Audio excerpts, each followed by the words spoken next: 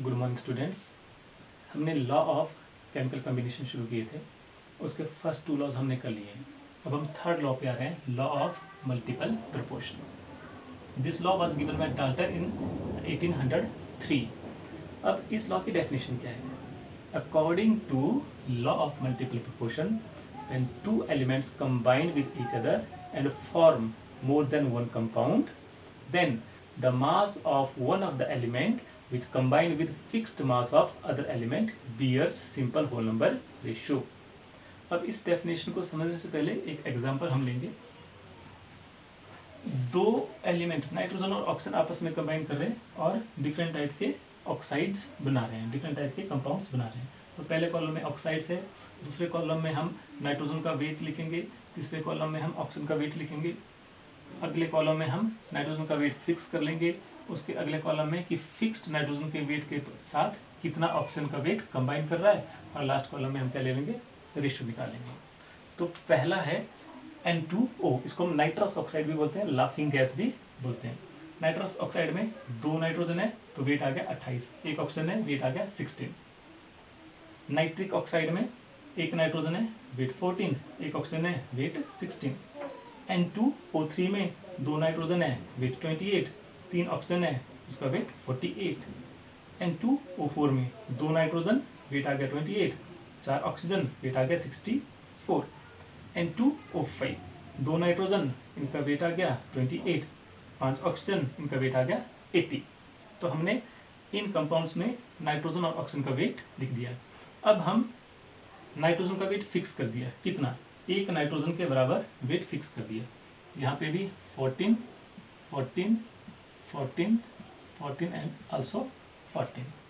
अब हम देखेंगे कि फिक्स्ड वेट ऑफ नाइट्रोजन के साथ ऑक्सीजन पर कंपाउंड कितना कंबाइन कर रहा है। अब देखिए 28 जब वेट था नाइट्रोजन का तो 16 बाय वेट ऑक्सीजन कंबाइन किया। अगर हम इसको 14 कर दें तो ये भी हाफ हो जाएगा, तो 16 का हाफ कितना हो गया, 8। अब यहाँ पे नाइट्रोजन 14 था, हमने वेट 14 ही फिक्स किया हुआ है, तो oxygen by weight 16 he combine करेगा। थर्ड कंपाउंड में नाइट्रोजन 28 था, ऑक्सीजन 48, हमने नाइट्रोजन को फिक्स कर दिया 14, तो ऑक्सीजन 48 का हाफ हो जाएगा 24। नेक्स्ट में भी ऑक्सीजन जो है वो 64 का हाफ हो जाएगा 32, और लास्ट में ऑक्सीजन का वेट ये भी हाफ हो जाएगा 40।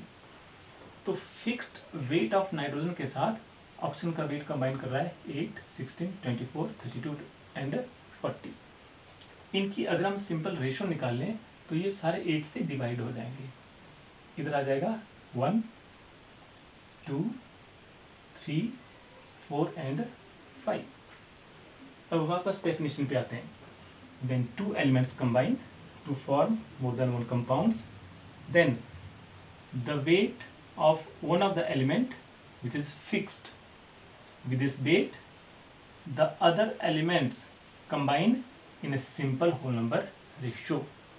ठीक है, तो बहुत सिंपल सा लॉ है, थोड़ा इस तरीके से आपको इसको समझना पड़ेगा। अब हम फोर्थ लॉ पे आएंगे, लॉ ऑफ रेसिप्रोकल प्रोपोर्शन। इसको हम लॉ ऑफ इक्विवेलेंट प्रोपोर्शन भी बोलते हैं। This law was given by Richter in 1792। Okay, अब इस लॉ की डेफिनेशन क्या है? According to law of reciprocal proportion, when 2 elements combined with different with fixed mass of different element, the ratio in which they do so is either same or simple multiple of the ratio when they combine with each other। इस definition को हम कैसे समझेंगे? इसमें हमने बोला कि जब 2 different element fixed weight of third element के साथ कंबाइन करेंगे, सल्फर ऑक्सीजन, सल्फर हाइड्रोजन के फिक्स्ड वेट 2 के साथ कंबाइन किया तो इसने बनाया H2S। H2S में हाइड्रोजन का वेट है 2 और सल्फर का वेट है 32, और ऑक्सीजन जब सेपरेटली हाइड्रोजन के साथ कंबाइन किया तब बना H2O। हाइड्रोजन का वेट आ गया इसमें अगेन 2 और ऑक्सीजन का वेट आ गया 16। तो H2S जब बना तो सल्फर का वेट लगा 32, H2O जब बना तब ऑक्सीजन का वेट लगा 16। तो जब अब हम इनकी रेशो निकालेंगे 32 by weight of sulphur combined with 2 by weight of hydrogen is to 16 parts by weight of sulphur combined with 2 parts by weight of hydrogen. और रेशो आ गया हमारे पास 32:16। इसको हम और सॉल्व कर सकते हैं, 16 से डिवाइड हो जाएगा, इधर आ जाएगा 2, इधर आ जाएगा 1। इसको हम इक्वेशन 1 ले लेंगे। तो जब सल्फर सेपरेटली हाइड्रोजन से कंबाइन किया H2S बना, ऑक्सीजन सेपरेटली हाइड्रोजन से कंबाइन किया H2O बना, तो सल्फर और ऑक्सीजन के मास की रेशो क्या आ गई 2:1। अब सल्फर और ऑक्सीजन आपस में कंबाइन करेंगे। सल्फर और ऑक्सीजन कंबाइन किए, यहाँ पे बन गया SO2 सल्फर डाइऑक्साइड। SO2 में सल्फर का वेट है 32 और ऑक्सीजन का वेट है SO2 में 32। क्यों? क्योंकि एक ऑक्सीजन का है 16, यहाँ पे 2 ऑक्सीजन लगे हुए हैं तो वेट आ गया 32। तो जब सल्फर और ऑक्सीजन आपस में कंबाइन किए तो बना SO2 और SO2 में सल्फर और ऑक्सीजन की रेशो कितनी आ गई 32:32। इसको और सॉल्व कर लेंगे, आ जाएगा 1:1। इसको हमने नंबर दे दिया इक्वेशन 2। अब हम इक्वेशन 1 और इक्वेशन 2 को कंपेयर करेंगे। Okay, 2:1 compared with 1:1। 2:1 क्या है? It is the ratio of sulfur and oxygen when these two are separately combined with 2 parts by weight of hydrogen. और 1:1 क्या है? It is the ratio by weight of sulfur and oxygen when these two are combined with each other to form SO2. और हमने दोनों ratio को compare किया और इससे 2:1, 1:1 ऐसे लिख सकते हैं।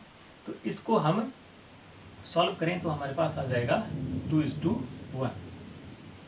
तो 2:1 जो रेशो है ये क्या है? ये सिंपल मल्टीपल रेशो है। ठीक है, तो सिंपली हम बोल सकते हैं कि when 2 different elements combined with fixed weight of third elements, the ratio in which they do show is simple multiple of the ratio when they combine with each other. तो इसको कंपेयर करने पर हमारे पास सिंपल मल्टीपल रेशो आ गई 2:1। ये हमारे पास 4th लॉ था, लॉ ऑफ रेसिप्रोकल प्रोपोर्शन। अब हम 5th लॉ पे चलेंगे, Gay Lussac law of combining volume. बहुत सिंपल सा लॉ है। This law was given by Gay Lussac in 1808।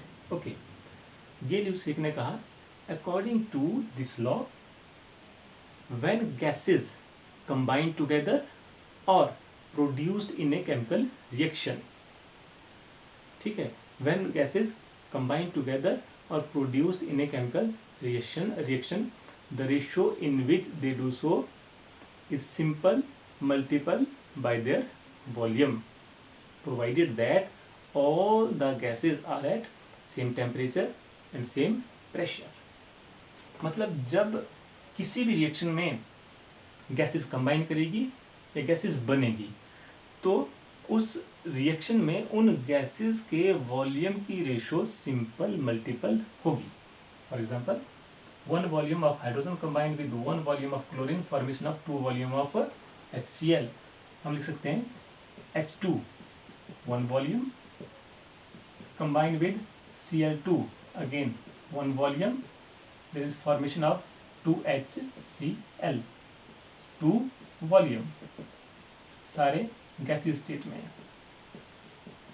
ठीक है, तो 1 वॉल्यूम हाइड्रोजन का 1 वॉल्यूम क्लोरीन का कंबाइन किया 2 वॉल्यूम HCl के बन गए। तो वॉल्यूम की रेशियो क्या आ गई 1:2। ठीक है, the gases which are combined or produced in a chemical reaction, they do so in such a way that the ratio of their volume is simple whole number multiple. तो ये हमारे पास fifth law था, Gay Lussac law. पांचों laws बहुत important है। I hope आपने पांचों लॉज बहुत अच्छे से समझ लिए होंगे। ठीक है, थैंक यू।